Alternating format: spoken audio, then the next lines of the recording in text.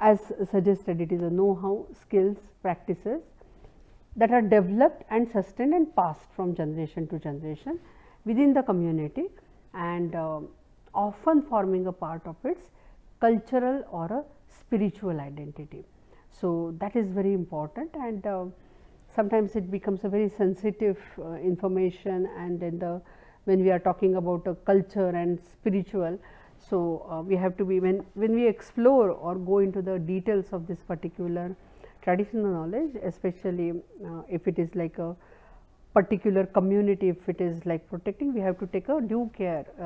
anyway, means if you are trying to explore that particular traditional knowledge, but that way they are protecting that particular traditional knowledge and access is restricted. That is that way, in short, it is traditionally built, sustainable, we can say, the system for the protection of that particular intellectual creation actually, right. Now, when we